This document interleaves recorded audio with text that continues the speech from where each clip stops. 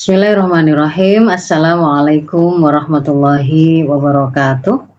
Alhamdulillahirabbil alamin. Alhamdulillahilladzi arsala rasulahu bil huda wa dinil haqq liyudhhirahu 'ala dini kullih wa kafa billahi syahida. Asyhadu an la ilaha illallah wa asyhadu anna Muhammadan abduhu wa rasuluh. Allahumma shalli ala sayyidina Muhammad wa ala ali sayyidina Muhammad. Rabbi shrah li sadri wa yassir li amri wa hlul 'uqdatam min lisani yafqahu qawli. Alhamdulillahirabbil alamin, Ibu sekalian dari Smart Parenting Community untuk kajian parenting Ibu Peradaban hari ini. Alhamdulillah Allah perkenankan kita bisa bertemu kembali untuk melakukan kajian mempelajari bagaimana tuntunan Islam berkaitan dengan amal keseharian kita. Apa yang kemudian dituntunkan oleh Islam itu sesuatu yang seharusnya memang kita ilmui karena kita memiliki sebuah kewajiban untuk hidup bersama dengan tuntunan Islam tersebut. Semoga apa yang nanti kita bahas pada siang hari ini akan melengkapi dan semakin menyempurnakan puzzle-puzzle pemahaman Islam yang kita miliki, dan itu akan menjadi bekal tidak hanya untuk kita beramal, tapi juga untuk kita bisa menyampaikannya kepada orang-orang yang ada di sekitar kita maupun orang-orang yang menjadi circle kita dan juga umat ini pada umumnya. Saya izin melakukan share screen. Bismillahirrahmanirrahim, ini adalah judul kita, Ibu-Ibu. Kami memberi judul dan memang diminta oleh Bu Mimi untuk melakukan sharing berkaitan dengan parenting ideal agar remaja memahami ada bergaul dengan lawan jenis.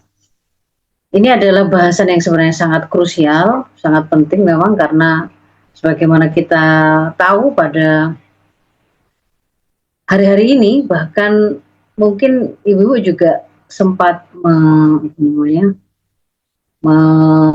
mencermati juga ya berita yang terakhir tentang keberadaan fenomena living together atau kohabitasi atau kumpul kebo yang kemudian baru-baru ini mengantarkan kepada terjadinya kasus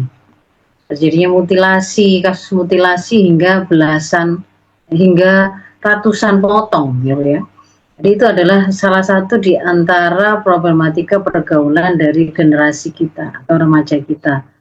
Dan itu tidak hanya satu kasus ya, ada banyak kasus yang juga sama atau bahkan lebih parah atau terjadi tidak hanya antara perempuan dan laki-laki, juga ada antara laki-laki dan laki-laki yang kemudian tadi sudah mulai banyak kita temukan.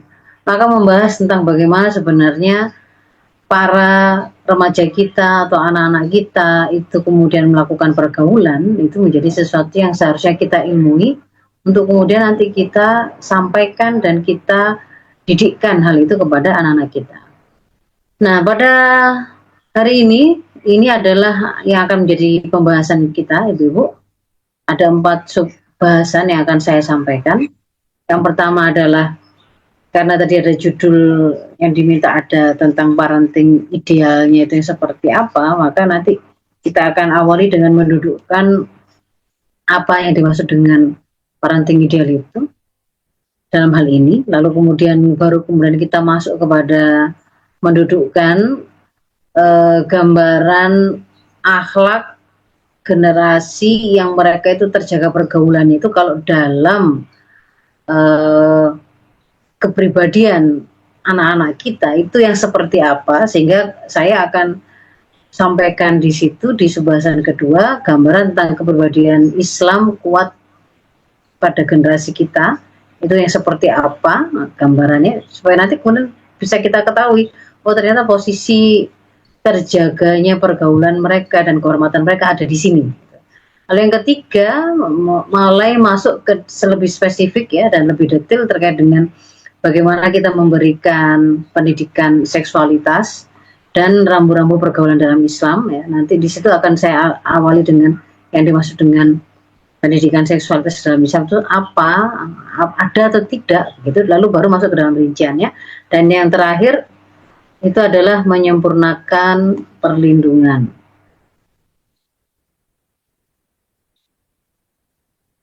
Kita masuk kepada subbahasan yang pertama, memaknai bagaimanakah apakah yang dimaksud dengan parenting ideal itu. Kalau kita buka definisi dari KBBI ya, yang dimaksud dengan ideal atau ideal itu adalah artinya sangat sesuai dengan yang dicita-citakan atau diangan-angankan atau dikehendaki. Sesuatu yang itulah yang kita inginkan. Nah, menginginkan parenting yaitu pola asuh dan pendidikan pada anak-anak kita dengan cara yang terbaik yang kita harapkan bisa menghasilkan generasi yang terbaik, itu adalah sesuatu yang kita cita-citakan tentu, yang kita angan-angankan. Karena itulah kemudian kita perlu mendudukkan sebenarnya kalau dalam kehidupan kita, posisi melakukan parenting atau pendidikan dan pengasuhan itu di mana. Maka kalau kemudian kita dudukkan kelahiran anak-anak yang kemudian menjadi tanggung jawab kita untuk melakukan pengasuhan dan pendidikan, itu adalah hanya terjadi dalam kehidupan pernikahan. Sementara pernikahan itu memiliki dan diberikan oleh Allah ada visi dan misi yang harus kemudian kita realisir di dalamnya. Sementara pernikahan itu sendiri adalah salah satu episode dari episode yang membentuk perjalanan hidup kita. Di mana hidup kita itu sendiri pun memiliki visi dan misi hidupnya yang benar harus kita realisir. Jadi bahwa sebenarnya visi pendidikan dan pengasuhan anak yang kita harus wujudkan itu berkaitan erat dan dibentuk oleh visi pernikahan yang kita lakukan, dan itu tidak bisa kita pisahkan dari visi hidup yang kita miliki. Kalau kita bicara visi hidup, maka di dalam surat Ad-Dariyat ayat 56 di sana Allah berfirman bahwa wa ma khalaqtul jinna wal insa illa liya'budun, bahwasannya tidaklah aku ciptakan jin dan manusia itu kecuali hanya untuk beribadah kepadaku. Jadi Allah menciptakan kita dan seluruh hamba-hambanya itu dengan satu visi penciptaan bahwa kita harus menjalani hidup yang diberikan oleh Allah tadi, diciptakan oleh Allah tadi itu untuk beribadah kepadanya. Nah, beribadah kepadanya itu dilakukan dengan cara menjalani semua episode hidup kita sesuai dengan tuntunan hidup yang diberikannya. Karena dengan hanya seperti itulah kemudian maka semua apa yang kita lakukan dalam hidup kita itu akan bisa bernilai sebagai sebuah ibadah. Termasuk ketika kemudian kita menikah, maka di situ kemudian juga diberikan oleh Allah visi pernikahan yang masih merupakan breakdown atau rincian dari visi hidup kita yang untuk menjadi hambanya dan menjalani hidup untuk beribadah. Di dalam pernikahan itu sendiri kemudian diberikan oleh Allah sebuah visi yang disampaikan dan menjadi taklif atau beban hukum untuk para bapak, para qawwam, karena di sana ditetapkan oleh Allah ar-rijalu qawwamuna 'alan nisa, para laki itu adalah pemimpin atas kaum perempuan, dan mereka sebagai pemimpin diberi sebuah amanah untuk anfusakum wa ahlikum nar. Mereka harus menjaga diri mereka, para bapak itu, kepala keluarga itu, untuk menjaga diri mereka dan menjaga seluruh anggota keluarga mereka dari terjatuh kepada neraka Allah. Dan sebaliknya justru diberikan amanah untuk bisa kembali, ya, bertemu kembali, membawa nakoda rumah tangga yang dia pimpin itu untuk mendapatkan keridhaan Allah dan surganya Allah. Maka itu adalah menjadi visi pernikahannya. Sehingga ketika kemudian di dalam pernikahan itu Allah berikan kesempatan atau amanah tambahan baru, yaitu dengan lahirnya anak-anak, maka bagaimana mereka harus melakukan pendidikan terhadap anak-anak mereka, itu tidak bisa dilepaskan dari visi penjagaan kepada anak-anak kita, siapapun itu yang dilahirkan dalam keluarga atau pernikahan tadi, agar mereka tidak terjatuh kepada neraka Allah, agar mereka senantiasa bisa menjalani kehidupannya, disiapkan untuk bisa menjadi hamba-hambanya yang siap pada saat diminta tanggung jawab, mereka sudah siap untuk mengemban beban hukum yang diberikan oleh Tuhan. Jadi di situ adalah menjadi visi dan misi hidup kita. Sebagaimana juga kemudian kita memahami bahwa karena tadi itu visi hidup kita itu adalah menjadi hamba Allah dan menjadikan hidup kita itu seluruhnya adalah dalam kerangka beribadah kepada Allah. Kemudian Allah menetapkan dan memberikan petunjuk bagaimana menjadikan hidup kita itu bernilai atau bernilai menjadi ibadah dan menjadi terhitung sebagai sebuah ketaatan kepada Allah. Itu adalah ketika kita menjalani dan menghukumi apapun yang kemudian ada, persoalan-persoalan apapun yang kemudian ada dan menimpa kita atau terjadi dalam kehidupan kita, dengan merujuk kepada Islam sebagai sumber solusinya, dengan mengambil hukum Islam, tuntunan Islam itu sebagai sebuah pemutusnya, sebagaimana dijelaskan oleh Allah dalam Al-Maidah ayat 49 di situ. A'udzubillahi minasyaitonirrajim. Wa anihkum bainahum bima anzalallah, dan hendaklah kalian memutuskan persoalan-persoalan atau perkara-perkara di antara mereka itu dengan apa-apa yang telah Allah turunkan. Wala tattabi' ahwa'ahum, dan janganlah kamu mengikuti hawa nafsu mereka. Wahdharhum, dan berhati-hatilah kalian kepada mereka, ayyaftinuka an ba'di ma anzalallahu ilaik. Berhati-hatilah kalian kepada mereka dari upaya mereka untuk bisa memalingkan kamu dari apa yang sudah Allah turunkan padamu. Jadi di sini kita diperintahkan untuk memutuskan perkara, persoalan apapun yang kemudian terjadi dengan apa yang diturunkan oleh Allah, yaitu adalah syariatnya. Termasuk ketika kemudian kita ada kebingungan atau ada pertanyaan yang butuh dijawab tentang bagaimana seharusnya kami melakukan pendidikan yang bisa membuat anak-anak kita atau generasi kita itu pergaulannya terjaga, maka bertanyalah kepada apa yang telah diturunkan oleh Islam. Dan mengambil tuntunan yang diberikan oleh Allah itu bagi kita itu bukan pilihan, itu satu-satunya pilihan. Jadi bukan, nggak ada pilihan lain begitu ya. Sebagaimana di dalam Al-Ahzab 36 di situ Allah berfirman, "Wa ma kana lil mu'minin wala mu'minatin", tidaklah layak bagi seorang mukmin dan tidak pula seorang perempuan yang mukmin atau mukminah, ya. Idza qadallahu wa rasuluhu amran, kalau kemudian Allah dan Rasulnya itu telah menetapkan satu perkara, ayyakuna lahumul khiyarah min amrihim, maka kemudian masih ada bagi mereka itu pilihan yang lain terkait dengan urusan mereka itu tidak layak. Artinya ketika kemudian dikatakan tidak layak, di sini adalah celaan kalau sampai kita milih tuntunan lain padahal sudah diberikan oleh Allah tuntunan dari Allah dan Rasulnya, itu syariat Islam itu. Kita malah kemudian sibuk mencari atau kemudian mempelajari mungkin teori-teori psikologi Barat ataukah kemudian teori-teori parenting yang kemudian itu bukan digali dari Islam, padahal yang diminta dan dituntut dari kita itu adalah sebagai seorang mukmin dan mukminah, kita seharusnya yang menjadikan tuntunan Islam, apa yang ditetapkan oleh Allah dan Rasulnya itu sebagai solusi atas persoalan yang sedang kita cari jawabannya.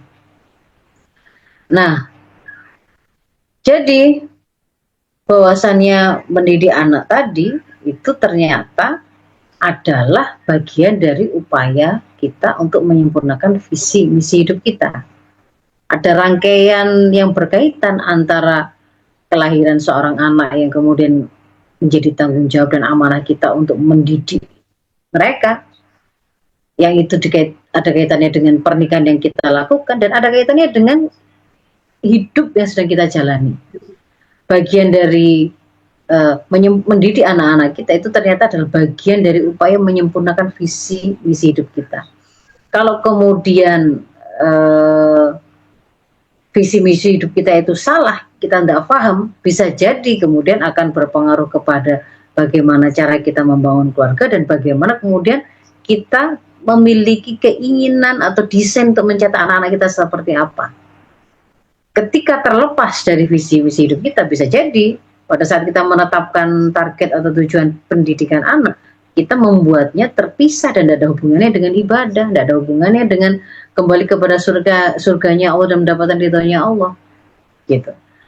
Nah, jadi di sini mendidik anak itu ternyata merupakan bagian dari menyempurnakan kewajiban kita, mempertanggungjawabkan amanah, implikasinya itu tidak hanya di dunia ini, tapi juga di akhirat, ada urusannya dengan surga dan neraka, sehingga yang sangat penting itu dalam hal ini adalah kita itu butuh pemahaman yang benar. Jadi bukan sekedar hunting dan sibuk nyari tips and tricks pengasuhan atau parenting yang justru yang kita cari semakin singkat, semakin praktis, lalu kita membatasi dengan itu tanpa kemudian kita perlu mencari tahu sebenarnya itu pemahaman yang benar ataukah tidak. Mungkin Bu Yusnia bisa dibantu mute mikrofonnya. Jadi dari situ kita bisa tahu bahwa ini adalah perkara yang besar atau penting, bukan semata-mata persoalan teknis ya Ibu ya. Nah, itulah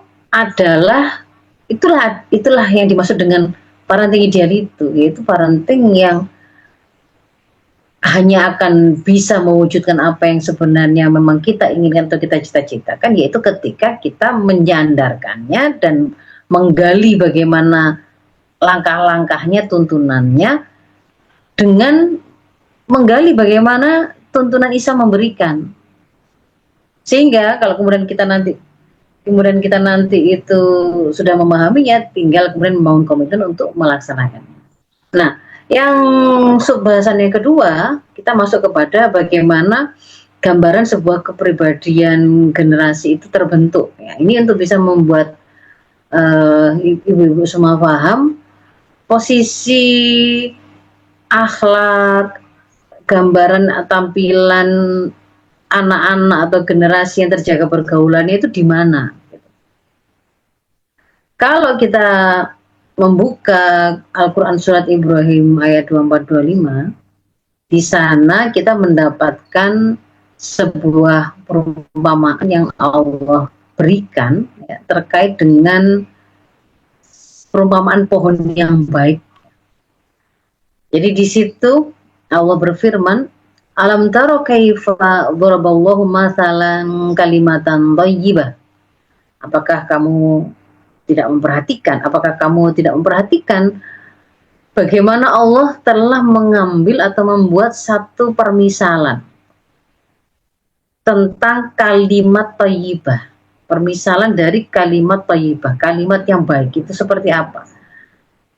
Kasyajaratin thayyibatin, seperti pohon yang bagus, yang baik. Asluha sabitun, akarnya itu kuat, sabit, kokoh. Far'uha fis sama, dan kemudian cabangnya itu, bangunan pohonnya itu kemudian menjulang tinggi ke langit. Tu'ti ukulaha kullahinin bi'idni rabbiha. Pohon itu, kalau dia itu memang kokoh, bagus, memang pohon yang baik, maka dia itu kemudian bisa menghasilkan buah kapanpun, pada setiap waktu, bi'idni rabbiha, dengan izin dari Tuhannya. Wa yadribullahu al-amsala lin-nasi la'allahum yatadzakkarun. Demikianlah Allah membuat perumpamaan itu agar manusia selalu mengingat. Nah, ini adalah contoh perumpamaan sebuah pohon yang kokoh. Bangunannya itu adalah dia punya fondasi atau akar yang menghujam ke tanah, kuat, kokoh, tidak mudah goncang, sehingga kemudian dia bisa tumbuh kuat, menjulang ke atas, sampai kemudian tidak hanya dia itu sendiri bagus, tapi dia bisa menghasilkan buah yang memberi manfaat kepada sekitarnya. Bahkan buahnya itu tak kenal waktu, tak kenal musim. Nah, ini sebenarnya kalau kita membaca tafsirnya, ya para mufasir menjelaskan kalimat thayyibah ini apa? Itu adalah kalimat tauhid, ya, atau kalau kemudian kita mengenalnya, itulah yang akan kemudian menjadi akidah atau keimanan itu. Dan ternyata kalau keimanan itu kuat atau kokoh, itu akan menghasilkan bangunan itu ke atasnya itu juga kokoh dan bisa membuat sebuah memproduksi hasil-hasil atau buah-buah yang bermanfaat kapanpun. Demikian pula dengan kepribadian, pohon kepribadian anak-anak kita. Kalau kemudian kita miripkan deskripsi atau penggambarannya untuk bisa memudahkan memahami, gitu ya. Jadi kepribadian anak-anak kita yang kemudian kita lihat dari tampilan yang nampak itu kan pasti berarti kalau tadi pohon itu ya batangnya yang menjulang ke langit tadi, dan kemudian menghasilkan buah yang buahnya itu manis, buahnya itu bermanfaat, banyak, terus-terusan, kan begitu. Kalau pada anak-anak kita atau generasi, maka kita bisa melihat keunggulan dari profilnya itu kita lihat dari seberapa baik dirinya, dan kemudian juga terlihat banyak memberikan kemanfaatan atau menyebarkan kebaikan kepada tidak hanya untuk diri tapi untuk sekitarnya. Nah, itu bisa terlihat dari apa? Dari pilihan sikap, pilihan tampilan sifat, ya, perilaku yang itu kemudian terindra oleh kita. Apakah anak ini kalau misalkan ketemu dengan orang yang lebih tua, kalimatnya penuh dengan sopan santun? Apakah anak ini hubungan dia dengan Tuhannya dalam bentuk ibadah mahdhohnya seperti melakukan sholat 5 waktunya itu terjaga? Ataukah ternyata dia untuk sholat wajib saja dia ternyata tidak melakukan, atau harus dulu dibangunkan atau dipaksa oleh orang tuanya misalkan? Ataukah dia sudah secara mandiri dan dia bagus, ya, tidak hanya sholat 5 waktunya misalkan, tapi juga ditambah dengan ibadah-ibadah yang lain yang sifatnya itu tambahan atau sunnah? Atau apakah anak ini ketika kemudian dia menghadapi satu kesulitan misalkan, dia mudah menyerah? Apakah kemudian dia mudah stres, ataukah kemudian dia mudah mengalami gangguan mental, ataukah dia kuat? Nah, itu sistem bisa kita lihat. Maka yang kemudian kita sebut anak-anak ini adalah anak-anak atau generasi yang tangguh, mestinya kemudian dia itu memiliki tampilan akhlak yang mempesona, dan dia itu adalah anak-anak yang solihah, kan begitu kan, ya. Dan dia kemudian juga melakukan aksi atau menghasilkan sebuah perbuatan, itu memperbaiki sekitarnya. Dia berbagi kebaikan. Nah, di antara akhlak yang baik itu yang kemudian seharusnya ada pada diri mereka, anak-anak atau generasi kita yang unggul ini, adalah pergaulannya terjaga, kehormatannya terjaga, kemuliaannya itu terjaga. Tidak kemudian dia itu menjadi anak-anak yang pelaku zina, mengalami kehamilan di luar nikah, terlihat kemudian murahan dengan menjadi cabai-cabean atau menjadi terong-terongan, atau kemudian menjadi penjajah seks untuk mendapatkan barang-barang branded yang dia inginkan misalkan. Nah, itu adalah salah satu tampilan yang harusnya muncul pada diri generasi kita yang kita sebut dengan ifah, sifat ifah, terjaga, terpelihara kehormatan dirinya.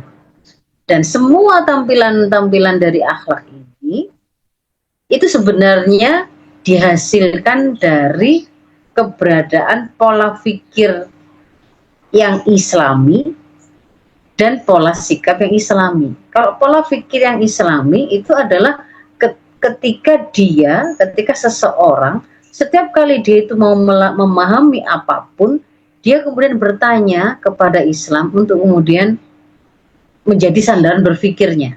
Apakah ini halal, apakah ini haram, ataukah ini terpuji, ataukah ini tercela, apakah ini baik ataukah buruk. Dia akan bertanya kepada Islam. Nah, ketika kemudian itu sudah dia dapatkan jawaban dari Islam, oh kalau kemudian saya lapar, saya mau makan, nggak boleh makan makanan yang haram. Seperti makan babi, memakan bangkai, meminum khamar, nggak boleh.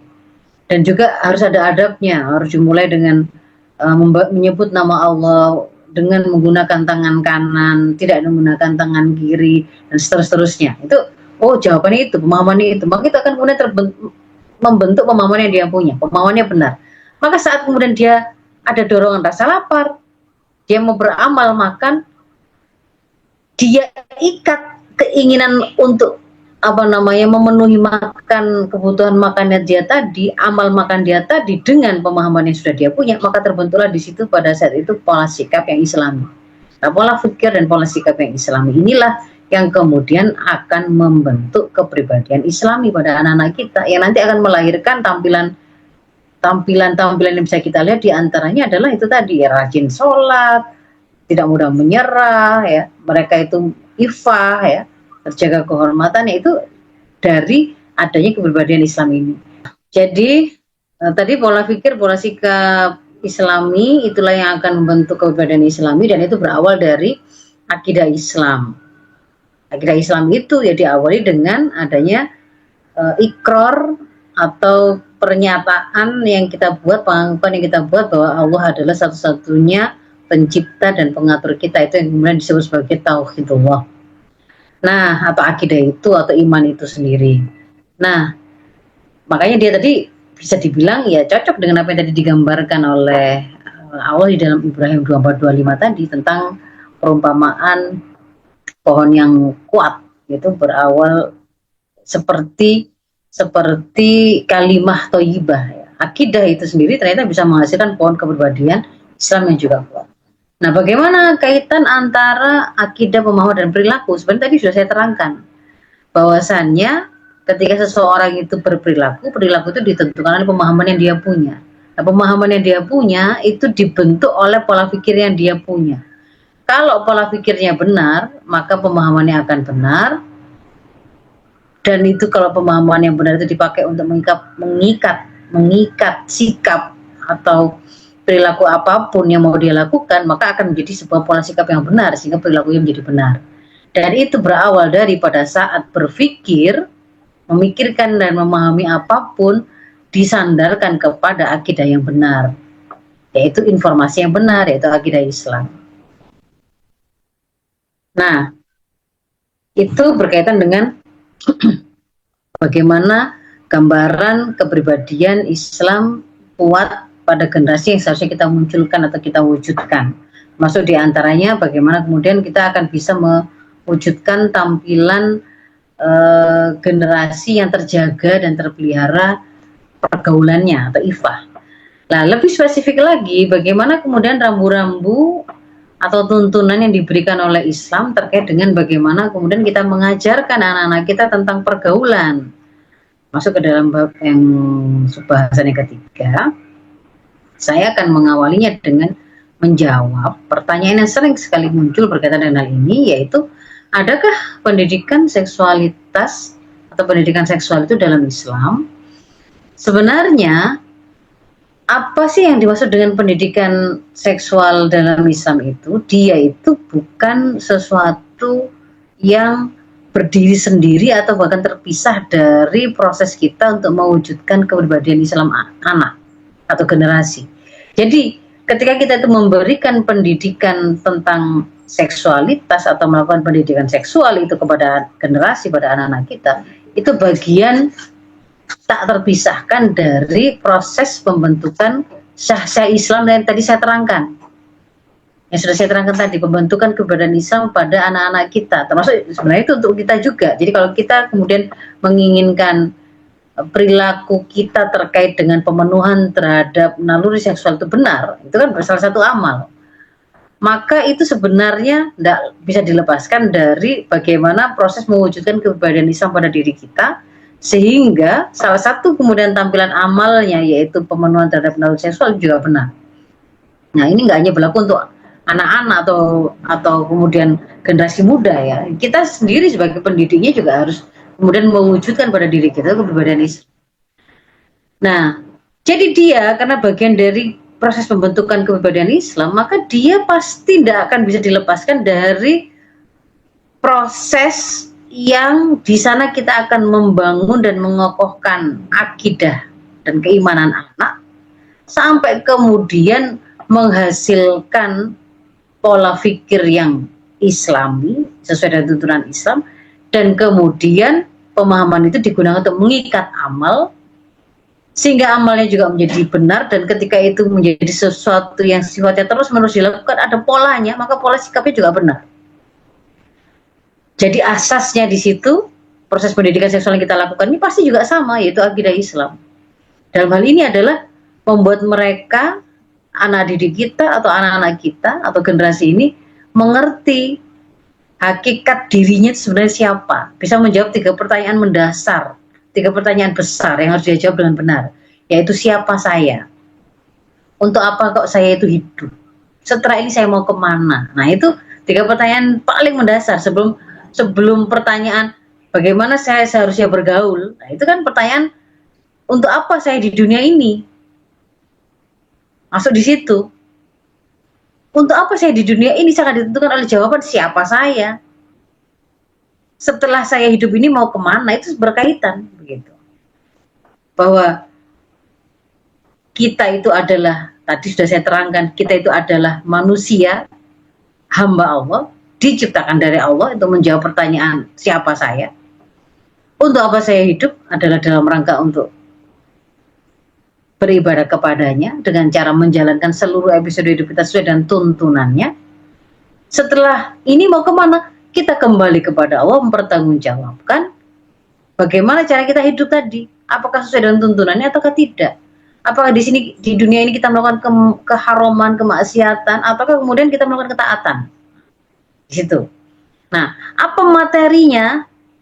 Apa yang kemudian disampaikan di dalam pendidikan seksual itu tadi, materi-materi itu sebenarnya bagian dari fikih Islam. Fikih Islam itu adalah tuntunan praktis tentang hukum-hukum Islam yang menjadi guidance atau tuntunan kita beramal. Yang itu diberikannya berbasis usia, artinya ada yang ini diberikan sebelum umur 7, ini disampaikan menjelang mereka menikah atau menjelang mereka balik, ketika mereka belum, itu disampaikan itu sesuai dengan berbasis usia. Seperti yang saya sudah pernah menerangkan juga ya, bagaimana prinsip pendidikan berbasis usia itu ya, pada kesempatan-kesempatan yang sebelumnya. Lalu tujuannya apa pendidikan seksual ini? Tujuannya itu adalah membentuk dan melahirkan perilaku seksual yang bertanggung jawab pada diri anak-anak kita. Apa yang dimaksud dengan bertanggung jawab itu? Adalah bisa dia pertanggungjawabkan kepada Tuhannya. Pada saat dia dikembalikan kepada Allah, dia bisa mempertanggungjawabkan apakah kemarin dia memenuhi naluri seksualnya atau melakukan perilaku seksual itu dengan benar, bergaulnya benar, berzina, ataukah menikah, apakah kemudian di situ itu kemudian dia melakukan keharuman ataukah tidak. Di situ dia dipertanggungjawabkan.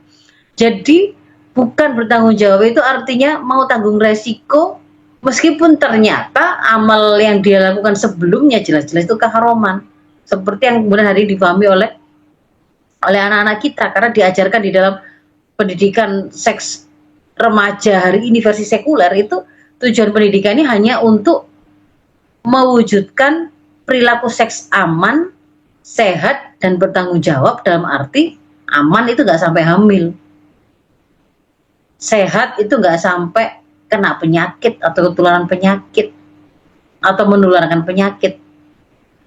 Lalu bertanggung jawab artinya kalau sudah terjadi kadung, gitu ya, dia melakukannya itu tidak dengan paksaan dan mau tanggung resikonya. Itu sebenarnya bukan sebuah perilaku seksual yang bertanggung jawab karena jelas-jelas dia telah melanggar perintah dan tuntunan dari yang telah memberikan dia hidup, yang telah memberikan dia beragam kenikmatan termasuk naluri seksualnya tadi.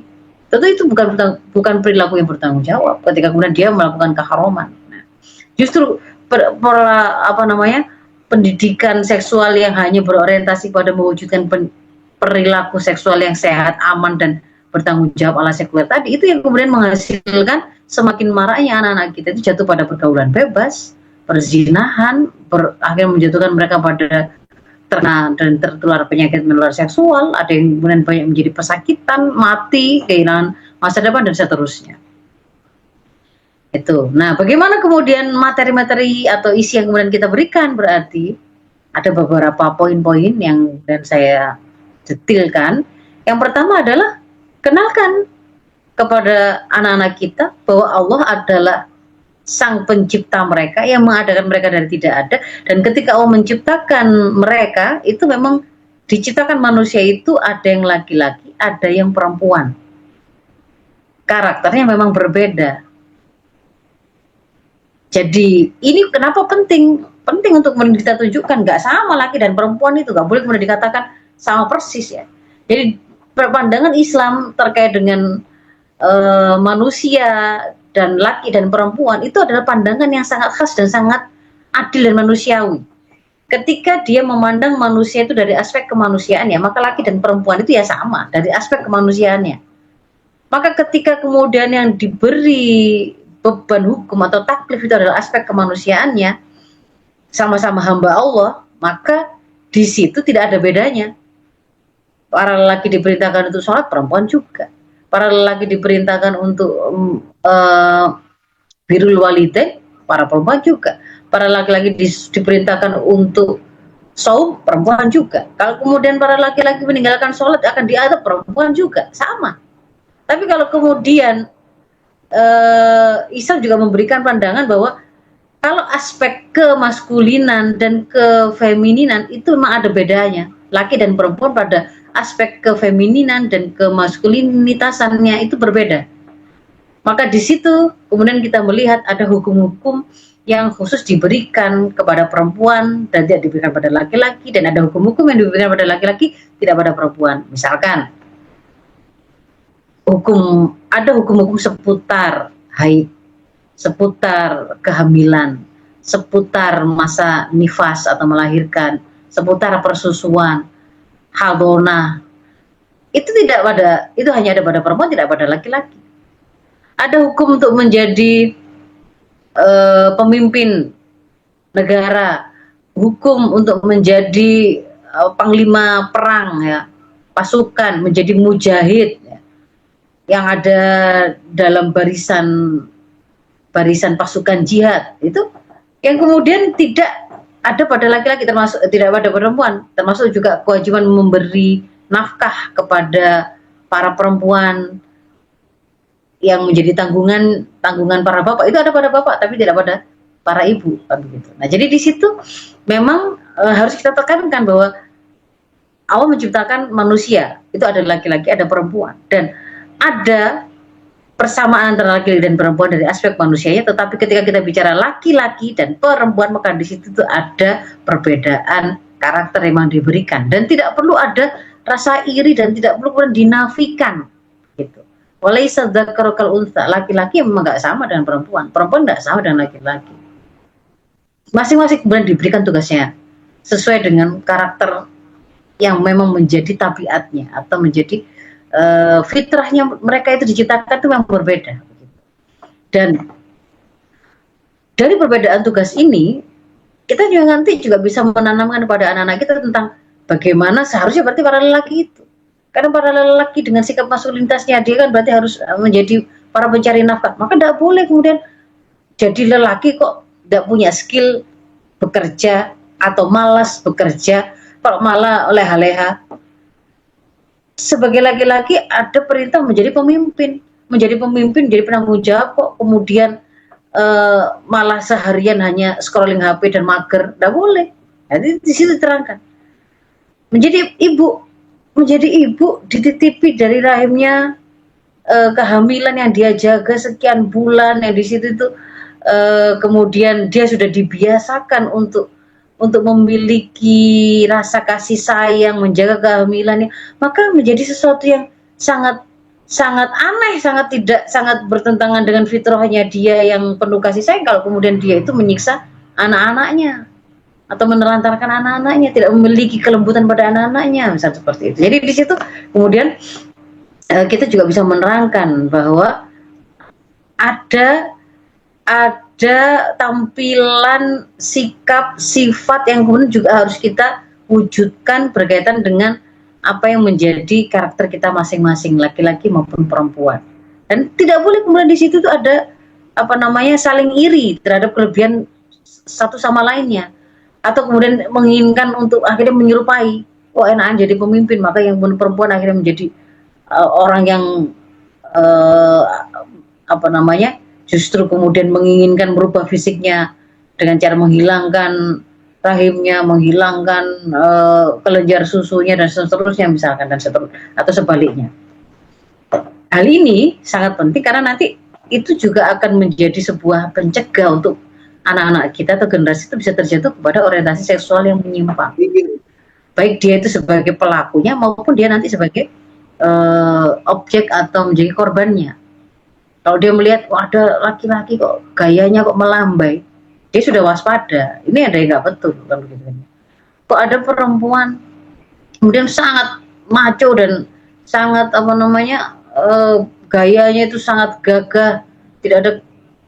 Kemudian kita melihat aspek femininannya pada dia gitu, dan kemudian justru cara bergaulnya dengan sesama perempuannya kok aneh, itu sudah menjadi alarm karena dia sudah pernah difahamkan tentang hal tersebut. Beda laki dan perempuan, dan bagaimana kemudian perilaku atau sifat yang kemudian seharusnya muncul dalam dua profil tersebut.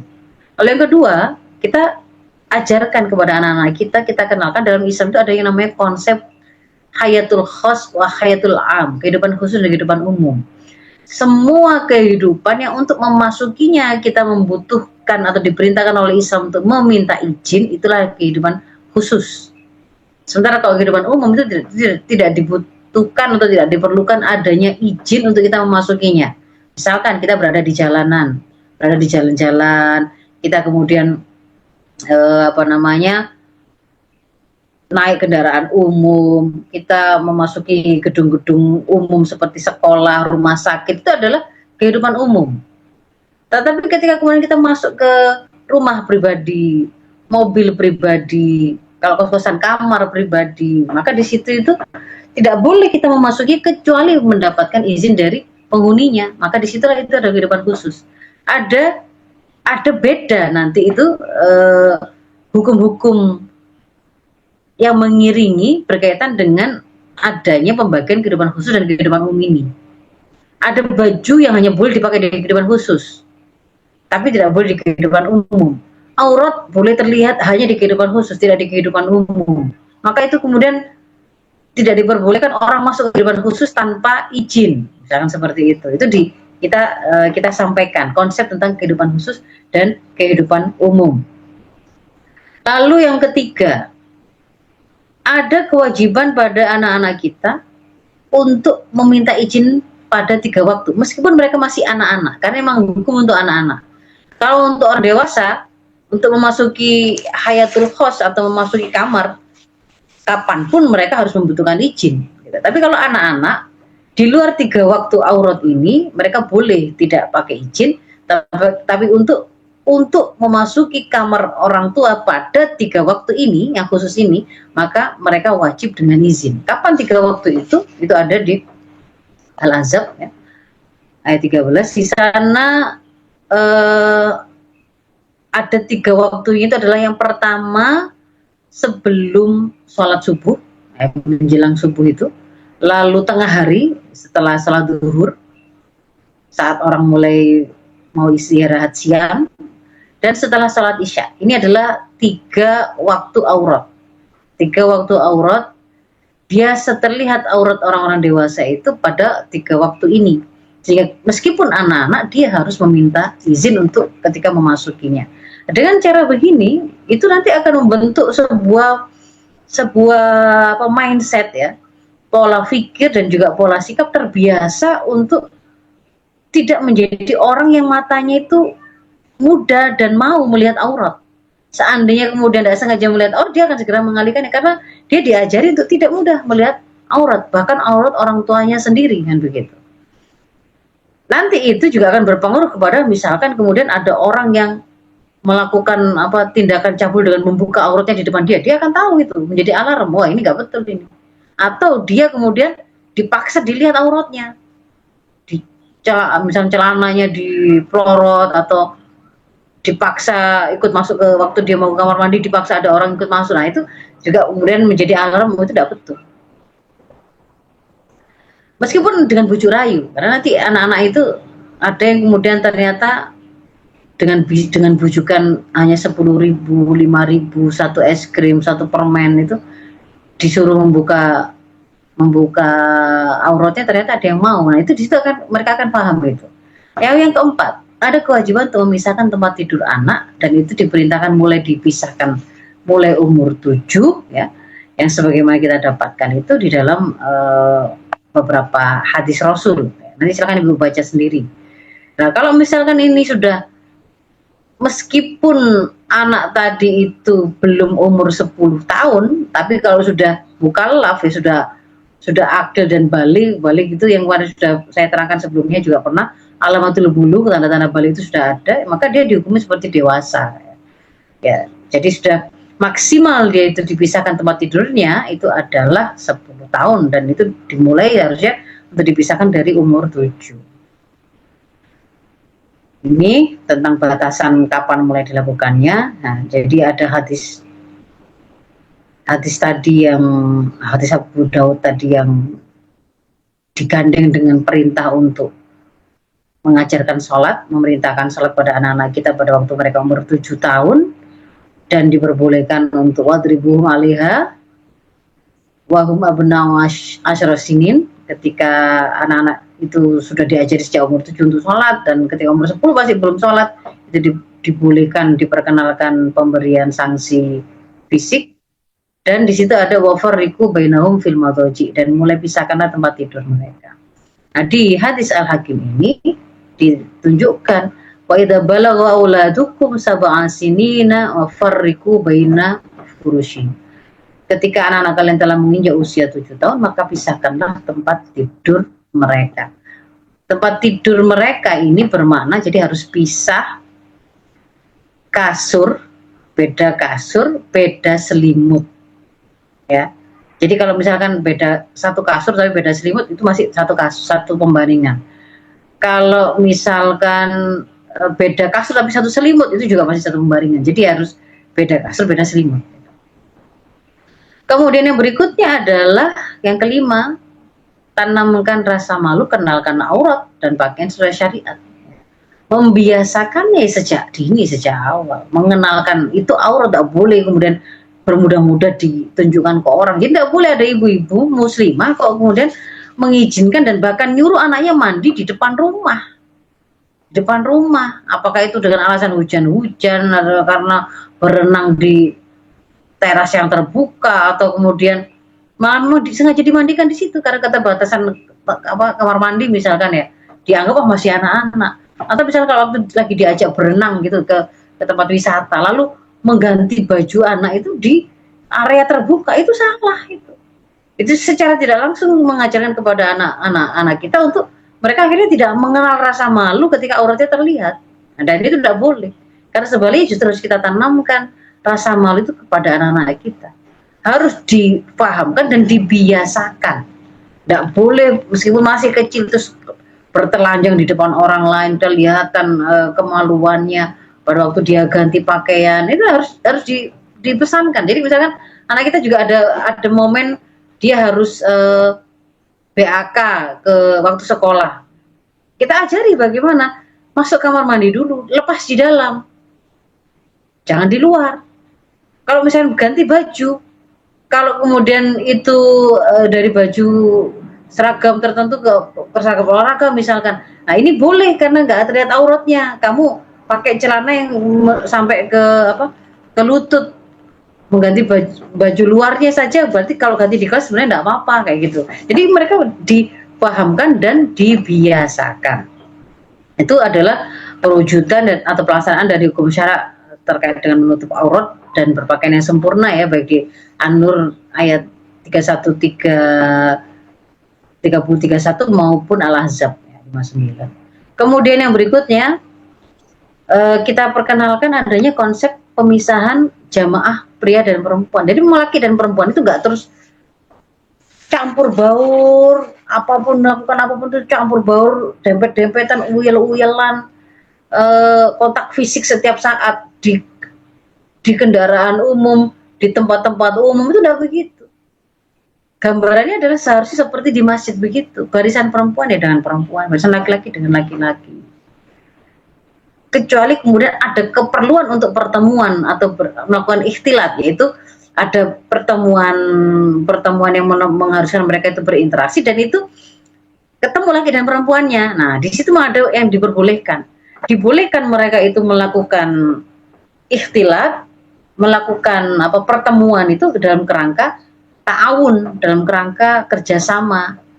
Seperti belajar mengajar boleh, para gurunya perempuan, muridnya laki-laki, atau sebaliknya muridnya perempuan, gurunya laki-laki, atau muridnya laki perempuan dan gurunya laki perempuan. Tapi di situ tidak kemudian bercampur baur. Jadi ada barisan murid laki-laki, barisan murid perempuan, apakah depan belakang atau kanan samping kiri, sama seperti di masjid, tidak campur baur seperti waktu konser-konser seperti itu, tidak. Gitu. Nah, setelah selesai ya diajarkan bahwa setelah kemudian mereka itu selesai memiliki hajat tadi, misalkan mau membeli sesuatu gitu kan ya, kita perempuan membeli sesuatu ke toko, penjualnya laki-laki, diperbolehkan, itu termasuk hajat syar'i. Tetapi perbincangannya tidak boleh kemudian ngalor ngidul sampai nggak ada hubungannya dengan keperluannya tadi. Hanya mau membeli obat nyamuk ya sebatas itu, tidak kemudian perlu di dalamnya itu ada mengomentari tentang penampilan fisiknya kah, rambutnya kah, badannya yang langsing atau tidak langsing, itu tidak boleh. Jadi setelah selesai kembali ke jamaah perempuan dan jamaah laki-laki masing-masing. Tidak ada interaksi yang sifatnya private di kehidupan umum seperti pijet-pijetan antara laki-laki dan perempuan, curhat-curhatan, tidak ada. Ya. Ada yang sifatnya private seperti itu, sayang-sayangan, gombal-gombalan, itu hanya di dalam kehidupan private, dan itu ada di kehidupan pernikahan diperbolehkannya. Lalu yang berikutnya, yang ketujuh adalah kita ajarkan tentang kewajiban menjaga pandangan atau ghadul basar. Ghadul basar.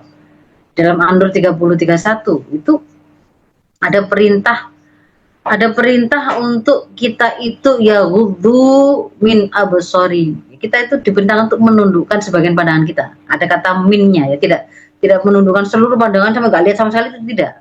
Sebagian dari pandangannya, yaitu yang seperti apa? Pandangan yang ditundukkan yang seperti apa? 1, tidak melihat aurat. 2, meskipun melihat selain aurat, itu tidak boleh dengan syahwat. Jadi misalkan pandangan yang tidak ghadul basar itu berarti melihat aurat. Kita laki-laki melihat aurat perempuan atau perempuan melihat laki-laki, pada saat kemudian itu awal mulai tidak sengaja terlihat, maka segera harus dia alihkan atau palingkan, karena ketika dia itu melihat ya maka itu terhitung sebagai tidak ghadul basar. Atau sekalipun misalkan ini yang kita lihat itu bukan aurat, laki-laki yang kita temui yang sedang kita ajak bicara, atau sebaliknya kita yang sedang berbicara dengan laki-laki itu sama-sama menutup aurat dengan sempurna. Tapi kalau kemudian di situ itu yang laki-laki itu kemudian melihat dengan pandangan yang maksudah, yang tertentu, bahkan di situ ada unsur menikmati, ternyata bibirnya, ternyata matanya, ternyata atau tangannya, jari jemarinya yang seperti ini. Nah, maka itu menunjukkan bahwa tidak ghadul basar. Tidak ghadul basar. Harus kemudian dialihkan. Tidak boleh melihat selain aurat sekalipun, tapi dengan syahwat itu tidak boleh. Itu makna dari ghadul basar. Lalu kemudian yang berikutnya kita terangkan tentang batasan pergaulan antara laki-laki dan perempuan. Nah, tadi itu hanya boleh yang namanya berinteraksi itu kalau dalam kerangka ketaatan, dalam rangka ta'awun. Ta'awanu 'alal birri wat taqwa wala ta'awanu 'alal itsmi wal udwan. Kalian saling tolong-menolonglah dalam kebaikan dan ketakwaan, dan jangan saling tolong-menolong dalam dosa dan permusuhan. Ya. Jadi di situ yang diperbolehkan itu bekerja sama dalam kebaikan. Belajar kelompok itu diantara kebaikan, menuntut ilmu diantara kebaikan. Tetapi di situ tidak diperbolehkan kemudian melanggar hukum-hukum syara yang lain seperti melihat aurat, terlihat aurat, perbincangannya di luar, berkembang di luar apa yang menjadi kebutuhan untuk belajar. Ternyata kemudian akhirnya malah menjadi perbincangan-perbincangan yang sifatnya private atau privacy, ya, misalkan seperti itu, maka tidak boleh. Kita jelaskan ada hukum tentang kholwat. Tidak boleh kalian itu hanya berdua saja melakukan interaksi dengan bentuk yang membuat orang ketiga kalau mau masuk ke dalam forummu itu mereka tidak bisa kecuali seizinmu, meskipun itu di tempat umum. Misalkan mojok berdua di di taman, ya, atau di resto, atau itu sesuatu yang termasuk khalwat, tidak boleh, karena nggak mungkin orang itu kemudian tiba-tiba jejari di sebelahnya masuk dalam perbincangannya, kan tidak mungkin seperti itu. Dan apalagi memang sengaja dilakukannya itu memang mencari tempat yang terhalang pandangan orang, memang sepi, ya itu jelas khalwat, haram hukumnya begitu. Kemudian kita tunjukkan dan kita beri contoh bentuk-bentuk pergaulan yang rusak gitu ya. Karena di antara yang kemudian misalnya pernah konsultasi kepada kami gitu ya, saking nggak ngertinya anak-anak itu tentang pergaulan itu contohnya itu belajar bersama hanya berdua di kamar temannya, jelas tidak bisa, itu kena kholwat, ya, termasuk masuk ke dalam ruang khusus atau kehidupan khusus, itu kan tidak diperbolehkan kalau hanya berdua dan tidak ada mahram sang perempuan, itu tidak boleh. Kehidupan pribadi, kehidupan khusus, kita pun tidak boleh memasukkan laki-laki asing ke rumah kita pada saat tidak ada suami kita di situ. Jadi temui di luar, tidak dimasukkan ke dalam rumah, ke dalam kamar kos-kosan. Kalau hari ini mereka menyebutnya hanya menemui, atau kemudian kalau di hotel ditemui di kamar hotelnya, enggak, itu jelas salah gitu ya. Karena tidak mengetahui bagaimana ramah-ramah pergaulan, akhirnya kemudian berlanjut kerusakan-kerusakan berikutnya. Atau misalkan boncengan diantarkan untuk berangkat antar jemput sekolah begitu ya, oleh teman cowoknya atau diajak main. Itu kalau orang tuanya mengerti, dia akan paham, tidak boleh ada interaksi seperti itu. Kok anak perempuannya dijemput pakai mobil pribadi, hanya berdua saja, berarti itu kan masuk kholwat. Dibonceng juga, bukan kendaraan umum, dia naik tadi itu dibonceng motornya, dibawa ke rumah temannya. Misalnya ada itu momen-momentum, biasanya seperti itu adalah musim tahun baru, Valentine, sama ketika mereka itu merayakan atau bergembira kelulusan, itu sering ada kejadian-kejadian yang kemudian mereka dijemput temannya, maunya untuk perayaan apa, ternyata di situ dicekoi minuman yang membuat mabuk atau menghilang kesadaran, lalu digilir, dan nanti sadarnya setelah ternyata ada kehamilan yang dia tidak pernah tahu. Itu berawal dari ada kesalahan sejak di awal gitu. Orang tuanya kok mengizinkan anaknya tadi itu dibawa oleh temannya. Tuh, kemudian yang berikutnya kita juga di dalam bagian pendidikan seksual yang kita lakukan tadi adalah kita menyiapkan anak-anak kita untuk mengerti bagaimana mengenali masa baligh, ya masa balik atau pubertas itu, dan kemudian apa yang harus mereka lakukan. Jadi di situ memang ada kita mengenalkan organ-organ reproduksi, ciri-ciri pubertas, tanda-tanda kematangan organ-organ reproduksi dan organ-organ sekunder yang kemudian bisa nampak dan kemudian menunjukkan, oh ini sudah, berarti kamu sudah balik nak, berarti kamu sudah mukallaf sekarang, berarti sudah bertanggung jawab atas segala apa yang kamu lakukan. Kalau kamu haid begini cara mandi besarnya, kalau kamu junub berarti begini cara mandi besarnya, itu diajarkan. Apa yang menjadi tandanya? Kalau kamu sudah hamil berarti, kalau kamu sudah haid berarti setiap ada sel telur yang dilepaskan dan itu bisa bertemu dengan sel spermatozoa, maka bisa jadi kehamilan. Tidak ada ceritanya kemudian kamu sebagai muslimah kemudian rela kemudian atas nama cinta pada waktu Valentine's Day kemudian diminta untuk kemudian sebagai bentuk cintanya kepada cowok yang kamu sukai, untuk kemudian kamu mau dilakukan, diajak berhubungan seksual, lalu diiming-imingi atau disampaikan tidak bisa hamil karena nanti kalau dilakukannya itu segera dicabut misalkan, maka tidak akan hamil, atau segera kamu minum ini dan itu maka tidak akan hamil. Itu mereka akhirnya bisa ngerti gitu loh, bisa memahami bahwa itu nggak ada, itu keliru. Kalau ada kemudian ada laki-laki gombali seperti itu dia ngerti, karena kehamilan bisa terjadi kapanpun kalau kemudian dilakukan oleh laki dan perempuan, karena yang dibutuhkan di situ adalah sel telur dan pertemuannya dengan sel spermatozoa. Kalau kemudian itu terjadi, ya sudah bisa jadi kehamilan.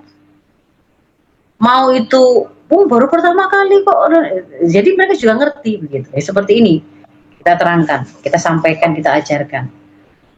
Ketika mereka itu sudah akil balik, maka mereka sudah mukallaf, dan itu maknanya mereka harus bertanggung jawab atas segala apa yang mereka lakukan. Maka di situ penekanannya. Kalau dia itu melakukan kemaksiatan, sudah akan ada akibat atau azab yang akan menanti dia di akhirat kalau tidak ditaubati. Akan ada pertanggungjawaban dan perhitungan di sisi Allah. Maka itu kemudian harus menjadi sesuatu yang kita tekankan.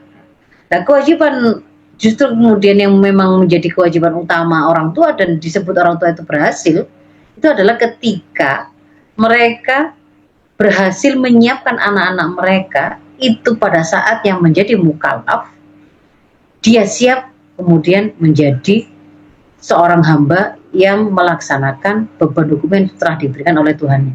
Nah, itu dikatakan orang tua itu sukses, itu seperti itu. Bukan kalau kemudian dia itu lulus kuliah tapi sepanjang kuliahnya entah belasan atau puluhan kali berzina, itu gagal meskipun anaknya berhasil wisuda, gitu ya. Lalu yang berikutnya kita kenalkan tentang kesehatan reproduksi, bagaimana cara merawat organ-organ vital mereka, bagaimana cara cebok, bagaimana cara bersuci, bagaimana cara mandi besar, ya kan? Siapa yang boleh melihat auratnya, kalau misalkan kemudian ada keluhan-keluhan. Nah, di situ akan membuat anak secara tidak langsung akan mengerti tidak boleh sembarangan orang itu melihat auratnya dan memegang alat-alat reproduksinya. Jadi tidak boleh bergampang-gampang ibu-ibu itu menyerahkan anaknya BAK, BAB dicebokinya oleh orang lain, itu tidak boleh. Orang asing itu kemudian diizinkan memegang alat vital anaknya, itu bermudah-mudah di situ tidak boleh. Kemudian yang berikutnya, secara teknis kalau memang diperlukan, itu kita juga bisa menambahkan dengan tips-tips yang sifatnya teknis, praktis. Kalau perlu malah disimulasikan bagaimana cara melindungi anak kita dari kejahatan seksual. Jadi misalkan contohnya, kalau misalkan ya ada siapapun itu, entah itu ustadzmu, entah itu kakak kelasmu, seniormu atau gurumu, yang kemudian megang-megang area yang itu, apakah itu pantat, ataukah itu area kemaluanmu, ataukah itu area di dadamu, dan seterusnya. Mereka menciummu, atau mereka kemudian menginginkan untuk kamu membuka aurat, maka di situ itu kita detilkan, tidak boleh. Itu berarti dia tidak melakukan kejahatan. Itu berarti dia tidak baik. Maka apa yang kamu lakukan? Kalau kemudian ada tanda-tanda dia mau mengajak ke tempat sepi, jangan mau. Kalau kemudian ada tanda-tanda dia mau menjebak kamu ke dalam satu tempat yang tidak memungkinkan terlihat oleh orang, atau kemudian kamu akan kesulitan untuk terkoneksi dengan orang banyak, misalnya dibawa ke kamar atau dikunci atau di dalam rumah atau seperti itu, maka hindari. Duduk di teras atau keluar rumah atau kemudian teriak atau cari hindari ketemu sama mereka, itu disimulasikan, diajarkan begitu. Laporkan ke sini, meskipun nanti orangnya itu yang habis memperkosa kamu itu, misalkan kita sampaikan, kalau kamu dipaksa itu namanya diperkosa. Kalau kemudian kamu misalkan diancam, nanti kamu akan, kalau tadi itu sudah tak video, dan videomu tadi sedang telanjang, kalau kamu melaporkan nanti akan tak sebar video ini ke sosmed, misalkan begitu, atau akan tak bunuh kamu, misalkan begitu. Karena mereka kan juga kemudian mengikuti dengan ancaman-ancaman. Maka kita sampaikan pada anak kita, meskipun kamu diancam seperti itu adalah ancaman yang jauh lebih ringan daripada kamu tidak menyampaikannya. Jadi justru itu hanya untuk menakut-nakuti kamu. Justru kalau kemudian kamu sampaikan apa yang sudah mereka lakukan dan kamu abaikan ancamannya, kita bisa menghukum para pelaku kejahatan itu. Misalnya seperti tadi kita sampaikan begitu. Nah, dan yang hari ini harus ditambahi dengan ada perhatian khusus yang kemudian harus kita lakukan kepada anak-anak kita terkait dengan penggunaan gadget. Karena bagaimanapun penggunaan gadget ini yang dia itu terkoneksi dengan internet, maka di sana itu bisa terkoneksi dengan beragam info apapun, maunya itu mencari kandungan buah duku, misalkan baru diketikkan kandungan buah D, baru D.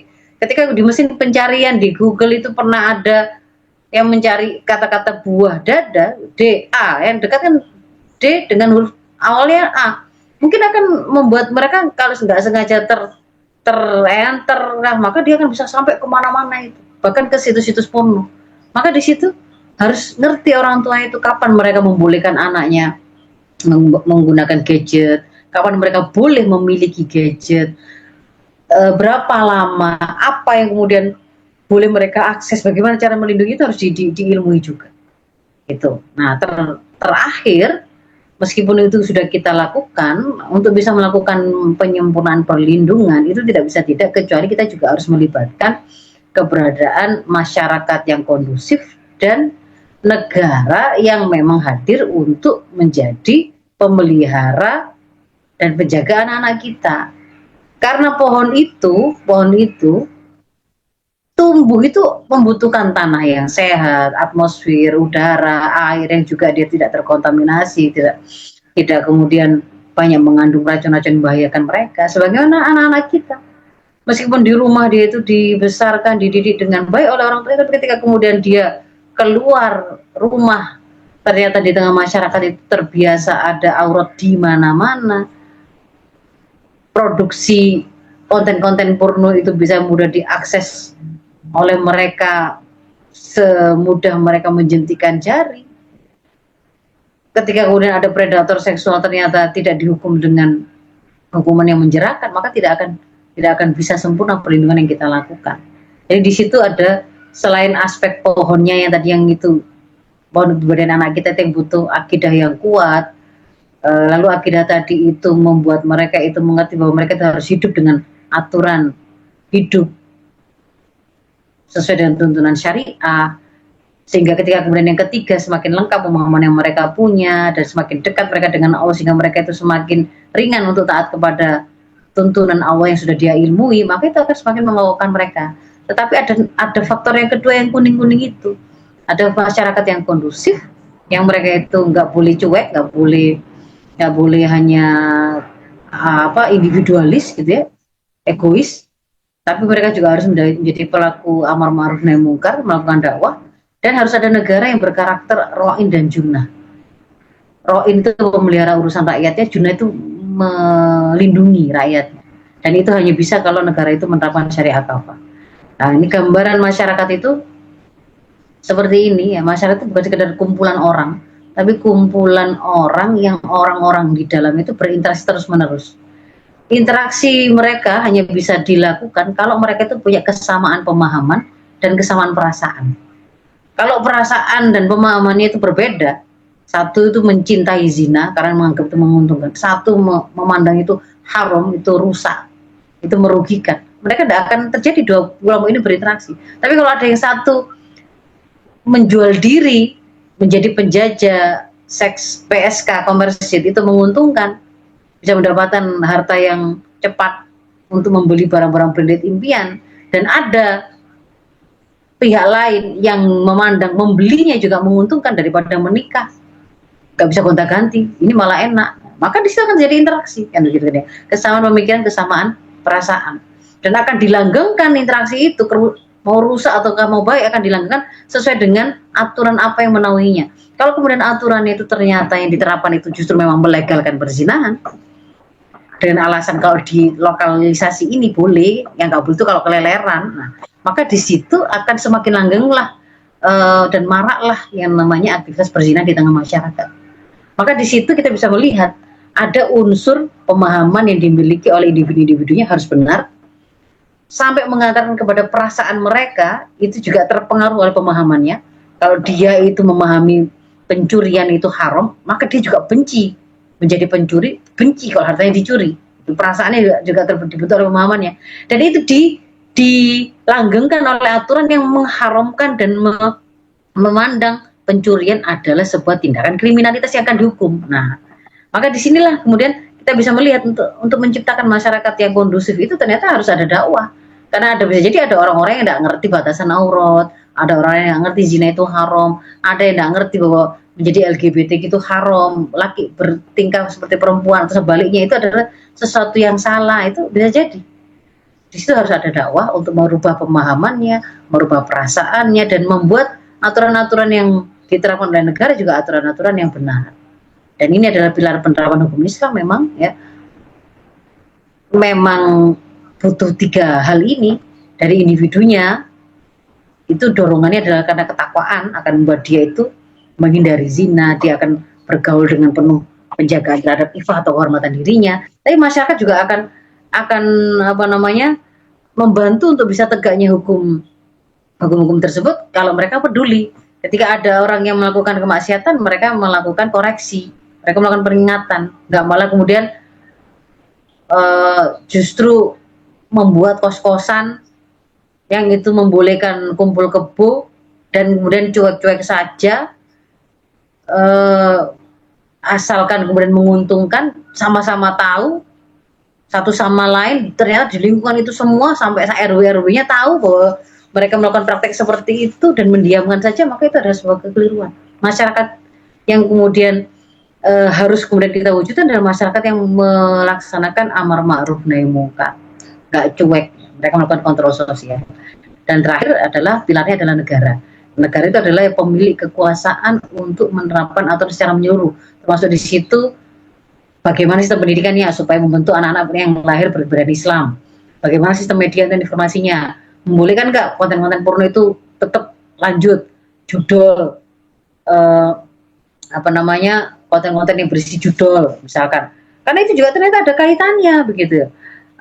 Bagaimana sistem hukum dan persangsiannya ketika ada yang melakukan tindak pencabulan, ada pemerkosaan, hukumannya setimpal atau tidak, menjerakan ataukah tidak. Nah di situ yang berkewajiban dan punya kewenangan untuk melaksanakan hukum itu tadi adalah negara. Nah ini kepencet ya.